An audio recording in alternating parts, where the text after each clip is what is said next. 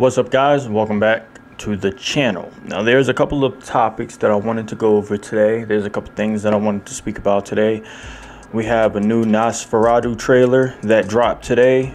There's some boys things that I want to talk about that happened in this past episode. Preferably is what's going on with Butcher and what's going on with Huey's dad and James Gunn's Superman.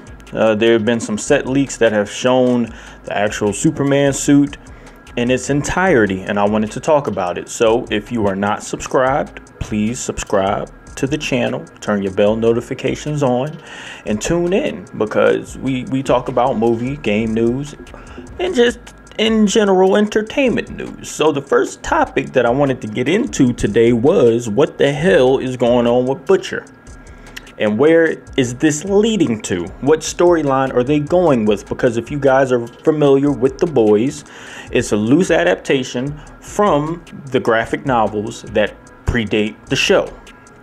And we also have Gen V that loosely ties in with the show. So if you've been watching, you know that they kind of shied away from the graphic novels as far as the characters and the world that they're building, which I can kind of appreciate. I'm liking what they're doing. And in this most recent episode, we've seen that something's going on with Butcher. Now, last season we learned that Butcher has a tumor that has grown on his brain due to him using TYMM'S. TYMM'S was a drug that was introduced in the last season by Queen Maeve that gave people 24 hours of superpowers, right? Or it was either 24 hours or an hour. I can't remember. It was one of the two. But being that Butcher overused it, and it was stated to him that it would kill and or render him basically useless by Starlight because she tried to warn Huey, Butcher still used it for taking on Homelander. By the end of the season, we learned from a doctor that he only had 6 months to a year to live. And this season, we really get to see the effects of him using TYMM'S. We've learned that he has a black mass around his brain. We've learned that there's something moving under his skin. We've also learned in this latest episode that Butcher did try to save himself by taking V, Compound V. The compound that gives you superpowers basically forever. The compound that you're supposed to take as a child, or the parents gave the infants so that they could grow up with superpowers. We've learned that if you take it as an adult, or basically take it dying, that it could have some negative effects. It won't work the same. So we're going to take a look at a clip, because I am kind of this season, in my opinion, has been one of the weaker ones, but it has left me more intrigued than earlier seasons. And that's my own personal opinion. You know, I don't like where all of the storylines is going as far as Kimiko goes, as far as Frenchie goes. But it has left me very intrigued. And sadly, we only have 4 more episodes. And then season 5 will be the series finale. And then we would go back into Gen V, and they're going to have more spin-offs of the show per Eric Kripke. And we also still have the graphic novels. But I really want to know what the hell is going on with Butcher. So we're going to take a look at this clip of him going against Ezekiel in Firecracker's van, and we're going to talk about it. So without further ado, if you have not watched the show, be warned, there are spoilers ahead.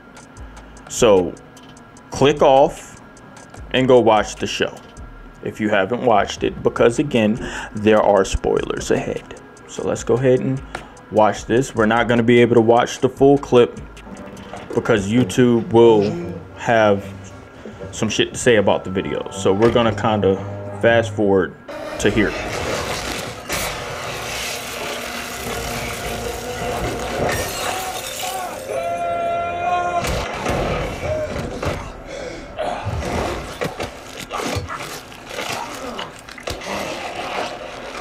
Get up.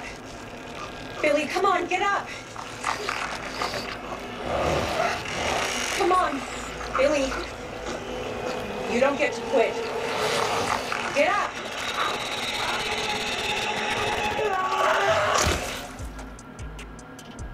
And this is where we're gonna stop the clip, right here. Only because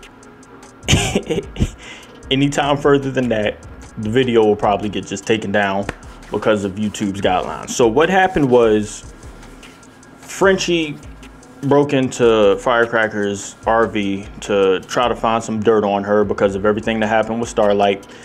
And Frenchie got taken out by Ezekiel. Butcher came in, basically froze his arm off, shattered his arm, then proceeded to get in a fight with him. Ezekiel then got the better of Butcher because Ezekiel's a soup, put him on his back and proceeded to choke him out in one of the weirdest ways that I could think of. And we see that there is something under Butcher's skin moving around. It creeped me out, admittedly, because it's just weird, but that begs the question of what the hell is going on with Butcher. I've watched videos, I've seen theories on X and all of this, that now we're being introduced to some kind of symbiotic creature in the boys universe and stuff.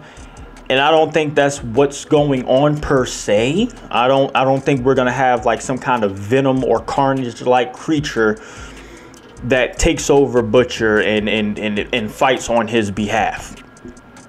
Now, do I think that there is a creature living inside of Butcher and protecting Butcher? Yes. Now, this scene really reminds me of Moon Knight on Disney Plus, one of Disney Marvel's superheroes or anti-villains, or however you want to look at them, from the show, preferably of when he loses consciousness, like Butcher did here. One of his other personalities takes over and the main one wakes up in a pool of blood with bodies all over the place. That's basically what happened here. I'm not saying Butcher has different personalities. I'm not saying that Butcher's Moon Knight by any means. Now, it is apparent to me that whatever's possessing Butcher or whatever's living inside of Butcher is communicating to him through his dead wife, Becca, and another character from, I think it's Jeffrey D. Morgan. I think it's Jeffrey D. Morgan. Y'all gonna correct me in the comments. But his character on this show, they kind of act as the angel and the devil to Butcher to try to get him to do the right and or wrong thing, to try to guide him in the light or guide him in the darkness. We only see Becca here mainly because of the effects of V and what V has done to that plague in his body. I think that thing in his body is using his memories to create apparitions that could communicate with him on a more personal level. That's why we see Becca and why we see this other character that he has communicated with. Now, what do I think is going on here? They showed this exact scenario in the Boys animated, the Boys Diabolical animated series over on Amazon Prime. And there was an episode where this older guy had lost his wife to cancer, and he took and injected her with V, and the cancer mutated and appendages basically was coming out of her to protect her, and the virus had a mind of its own. And then later on, the virus separated from her body and became its own entity, and she had her separate powers and had to take on the virus with her new powers. I think that's sort of what's going on with Butcher here. But I think that whatever is in Butcher, once he blacks out, comes out of him, protects him, and then goes back in him. I think it's a separate entity. I think it's a separate superpower that he has that retreats back into his body because it is a virus.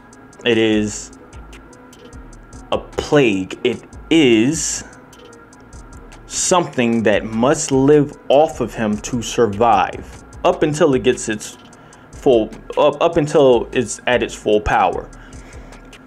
Now, will this thing be powerful enough to take on Homelander? That's the question. And I think that's a very complicated question because we don't know the limits of Homelander's power level. We've heard that the government has tried to throw everything they could at him and nothing worked. But Soldier Boy kicked his ass last season and left him bruised and battered. Whatever happened to Soldier Boy in Russia gave him a new power that could burn the V right out of their blood. We didn't get to see that in full effect. Could Soldier Boy have taken Homelander out? Quite possibly. But we'll never know because he's back in the CIA's custody, or the government's custody.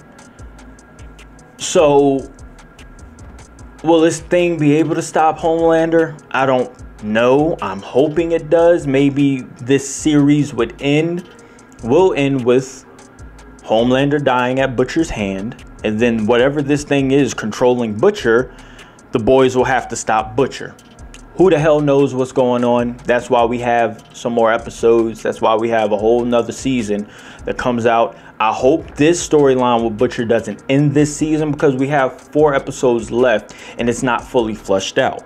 We was really just introduced to this whole cancer arc in him in this season. We really saw the effects of it. We heard about it in the last season, but this season is where we really get to see the effects of Butcher becoming more human because of his diagnosis. We've seen emotions out of Butcher that we've never seen before. We've seen a side of Butcher that we've never seen before because he knows his time is limited, or he assumes his time is limited. I don't think he knows that he gave whatever's in his body superpowers, that he's not really dying. The thing in him is eating away at him, and he may have longer than he expected. He may have longer than he originally expected. So let me know what y'all think in the comment section. Let me know what you think is going on. Let me know where you think this is going to end. Now on to the next thing that I wanted to talk about. This was just dropped today. NOSFERATU, the official trailer, is a vampire movie that I have been waiting for. I heard about it, and there was not that much information on this movie. I would go and try to read about it, not that much information. Now, there was one that came out originally in the 1920s, okay? But now this is a reimagining from Robert Eggers, is who is directing it. And this was in goddamn creative hell from what I was hearing. But now we're officially getting the movie December 25th on Christmas, which is just odd in my opinion. Why not Halloween? But Christmas, you know,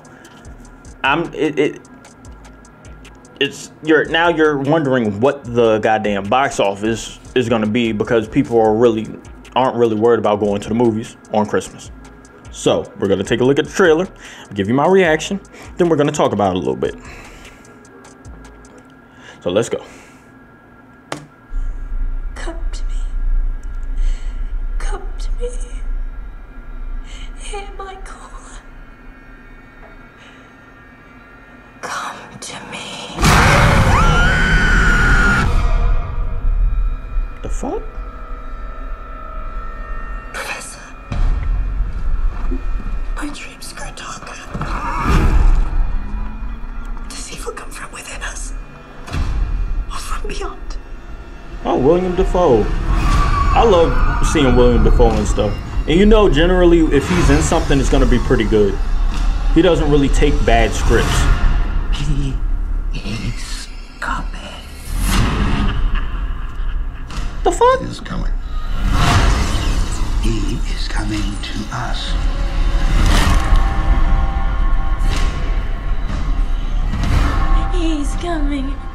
Who is coming to you, my child?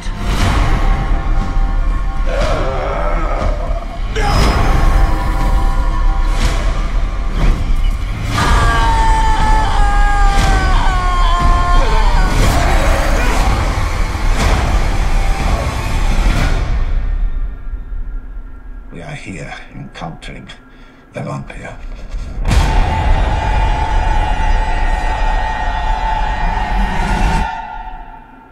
NOSFERATU.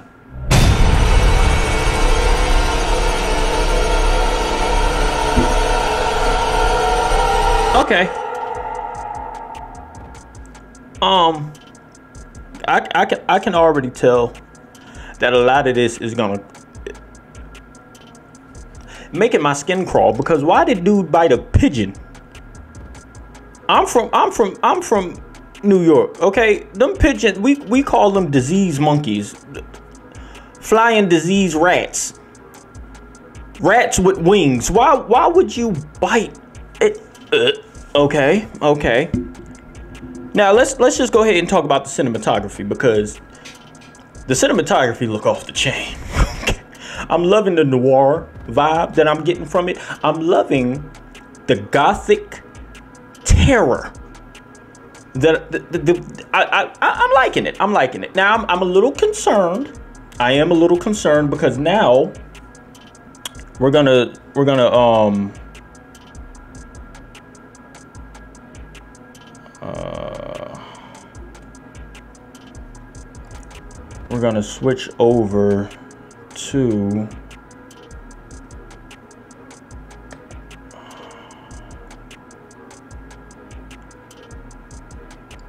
switch over to X, and we're gonna go to my profile.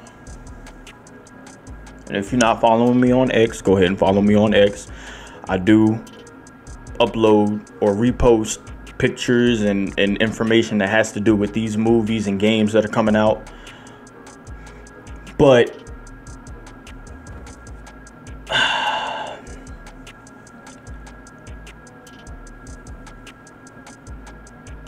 I forgot what I was gonna say. This is cinema. This is cinema here, because you can take any of these shots and make it a wallpaper on your computer and or phone.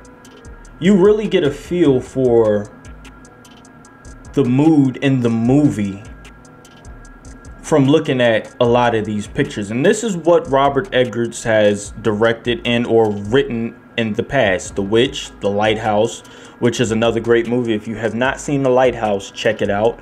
The Northman, which I have not seen.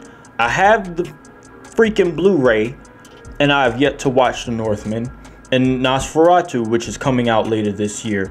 Robert Eggers is one of my inspirations for wanting to be a director and wanting to shoot. Him, James Wan, who I've said before, Zack Snyder, Christopher Nolan. These are people that inspire me. These are people that I watch and study because I want to be the best director that I can be. And this is him here behind the camera on set. Now, again, there's not that much information out there on this movie, but you can assume that it is another vampire movie. Now, I'm hoping that this will be a vampire movie that stands in its own league from other vampire movies that we've gotten. We recently got Nicolas Cage's Dracula and Renfield. You know, we've had the Dracula movie Untold, the Untold Story, that Dracula movie. We've had all of these vampire movies and shows that have come out, and they're just popcorn flicks. There's something to throw on and watch. We really haven't had a cinematic vampire movie, something to get lost in, something to really pay attention to. And I'm hoping that they start a whole universe, a whole dark universe with these kind of characters. The Wolfman, the thing,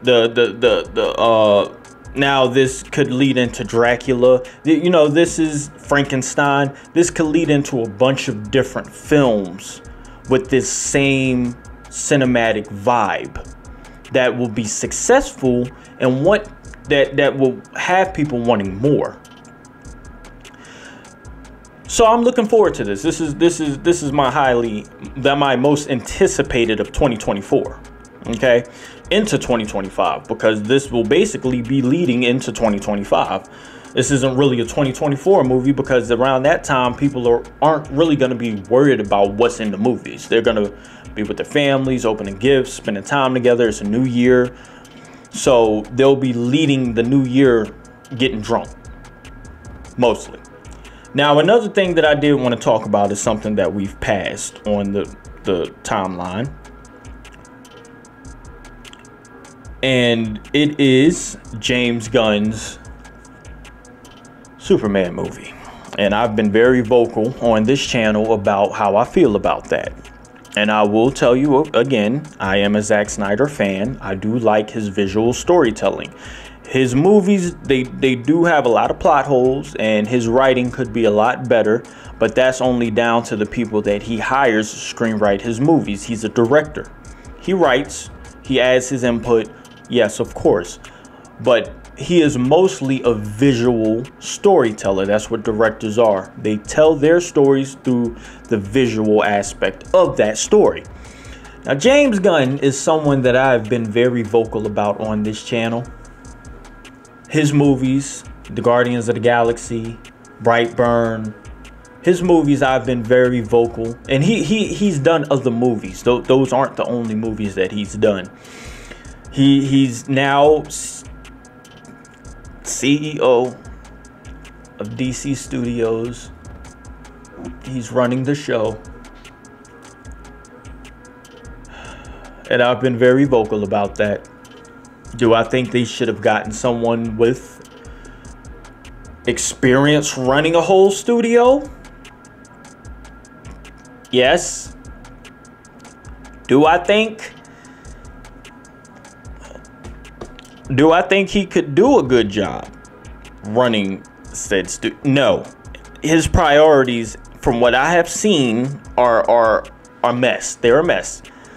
Now, we're currently waiting for the new Superman movie. He dropped a couple months ago the official look at the Superman suit. And I wasn't too happy about it. It looks very Party City-esque. It looks very cheap. There looks like there was no thought that went into the suit at all.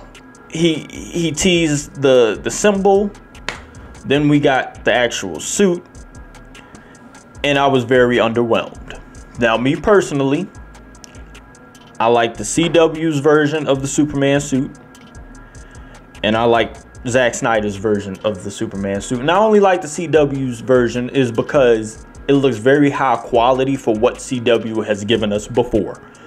Now, I'm not saying that it's better than James Gunn's suit. I'm not saying that at all. But for what CW and the suits that they have given us, that Superman suit, Tyler Hoechlin's, or however you say his last name, his suit is really good. It really feels like they took time and crafted the perfect Superman suit for TV. Now, we get to James Gunn's Superman suit. A $200+ million movie. And this was the best that they came up with.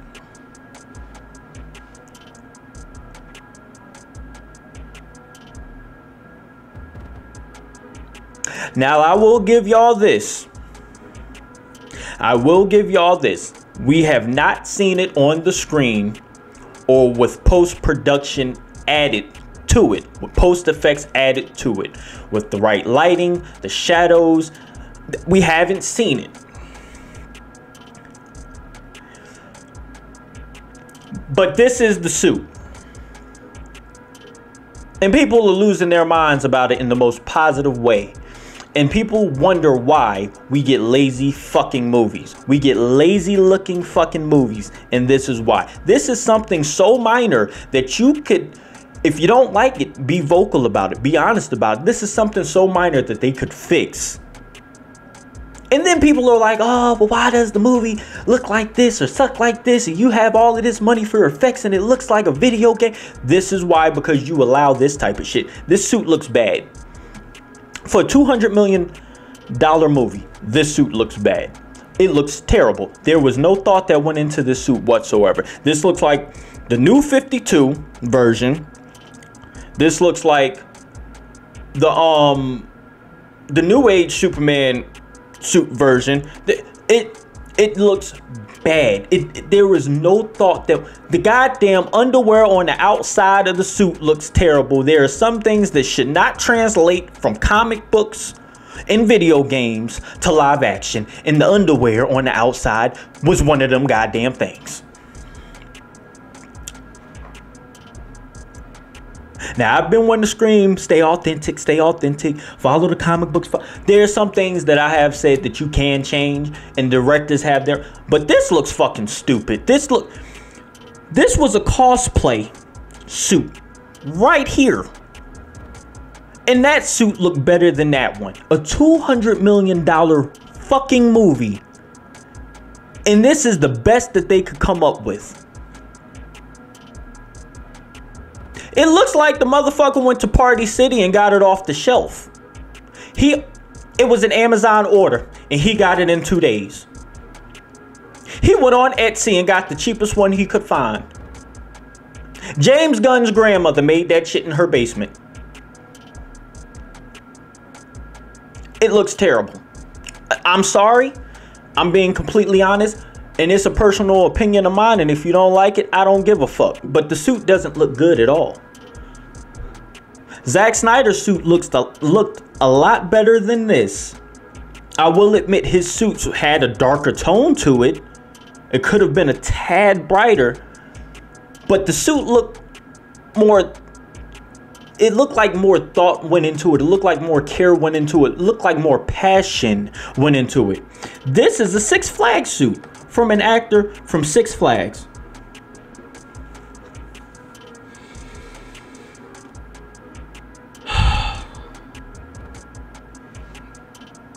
Let's just go back.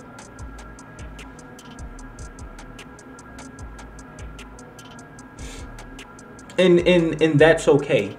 Because it's not Zack Snyder.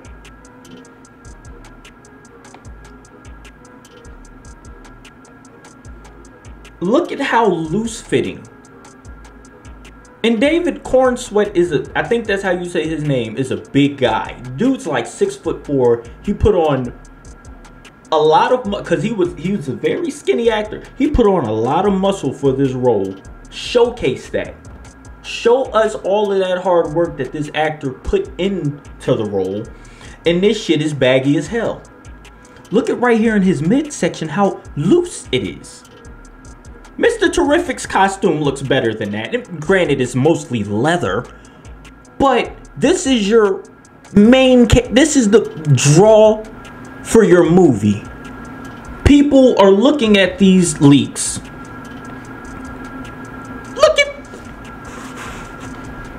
Let's go over here, because there was a canceled Justice League movie, Mortal, a couple of years ago. Canceled Justice League movie from over a decade ago. This Superman suit looks better than that one.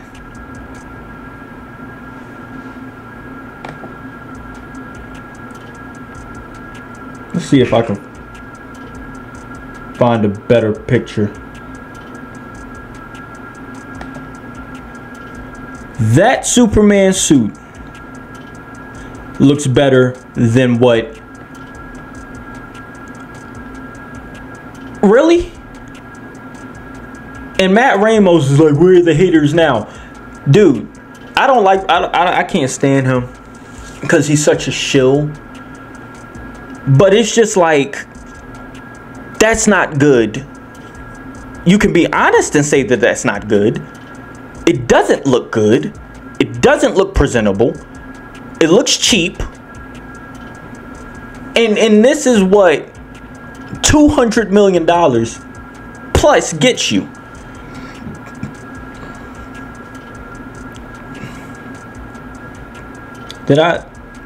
repost more pictures? No, I did not.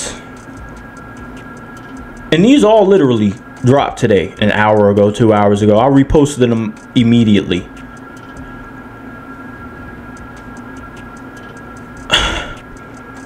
It looks cheap. It doesn't look good. Can't get better than this. This is perfection. Can get better than this. Let me show you. Let me show you.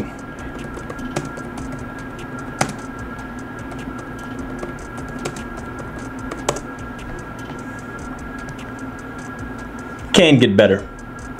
This is on set via Reddit. This is a set leak photo right there. Right there. Look better. Way better. More thought out.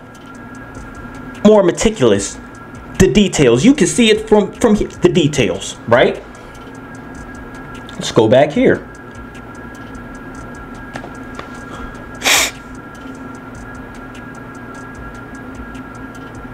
You want to say that doesn't look good compared to that? Okay, I mean, each his own. We all have our right to have our own opinions, but call bullshit when it's bullshit, and that's bullshit. You're okay with $200 million going to that. It doesn't look good at all. This is his reveal picture.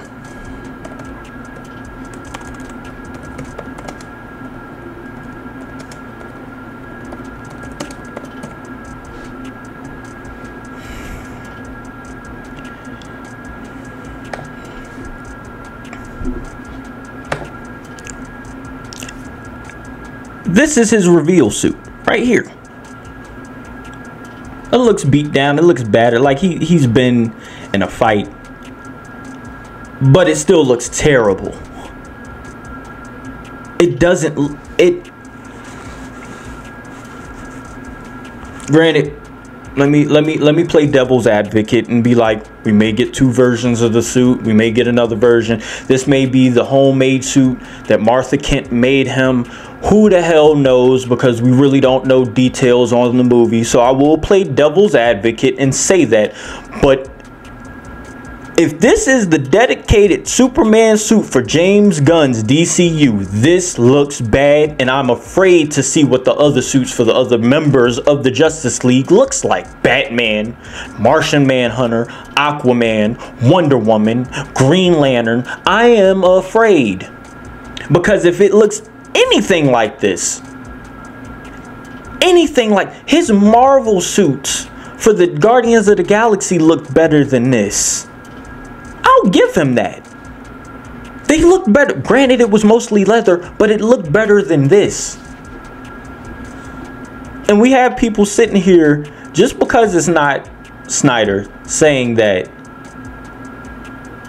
this is a work of art. This is amazing. This is perfection. No, it's not. It never has been. It never will be. This man has told his actors not to even read the source material for the characters that they're playing, because he wanted to do his own thing with the characters. So you're telling me that that is a man who gives a fuck about the characters that he's supposed to be directing and showcasing. It's in articles if you don't believe me.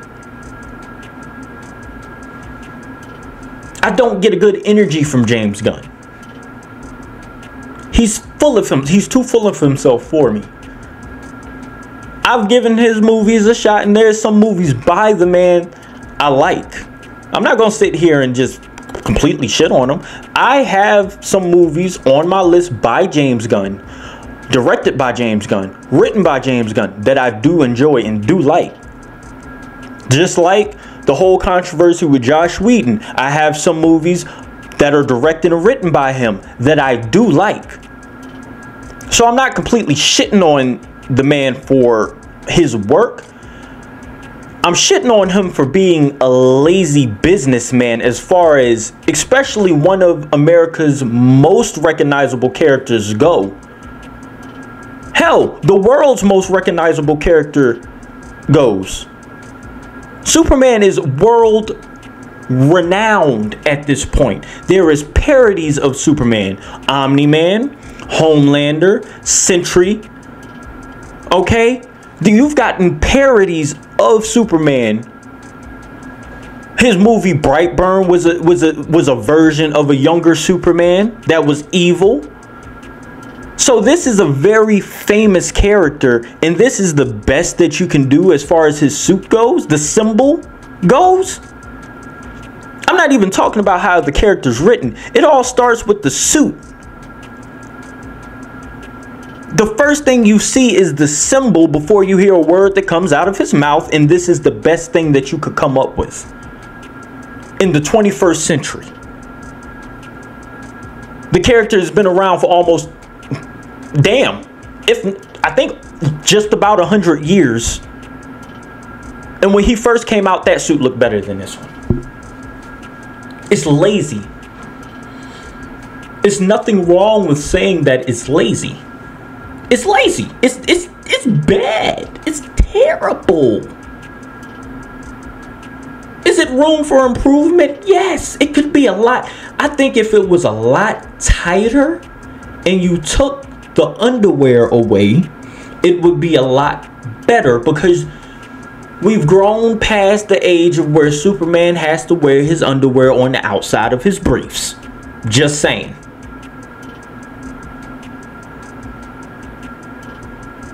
We've grown way past that. It doesn't translate from graphic novel, comic books, video games to live action well. It doesn't. That's why it wasn't done before. The last time it was done was with Brandon Routh's Superman and his Superman Return movie. And they was trying to mimic Christopher Reeve's Superman after people said then that they wanted a different Superman. And then complained when they got a different Superman. And they're now reneging on wanting a different Superman. Make up your minds. Make up your minds. Is the character going to evolve? Now they have a new animated show where Superman has electrical powers. Okay, the character is evolving. So why can't the character on this side of the DCU evolve? He's not evolving. His suit is the first thing that should have evolved. And it's not evolving. It's literally not. It's a cheap ripoff of what Snyder had going on. You have a darker yellow in behind the S.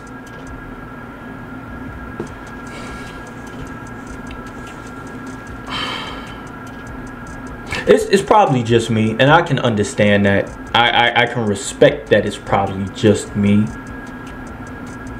But if I'm spending my time and my money on a product that is made for me, because whether people want to admit it or not, these movies are made for the fans. And yes, you're trying to bring in the casual audience, but the backbone of your campaign, the backbone of your promotion are the people that grew up with these characters. And you have to go into it admitting to yourself that it is no problem tweaking some things about the characters. We've moved on from the time where it needs to be underwear on the outside. We've moved on from the time where the symbol needs to be on the cape. We're not going to be really looking at the cape. So why does the symbol need to be on the fucking cape? It's okay to change. It's okay to evolve. But you guys like, comment, and subscribe. Let me know in the comment section what you think of this shit. Let me know what you think of the video. If you like the video, like, comment, and subscribe. Share it with your friends and family. And we'll discuss it in the comments section. Thank you.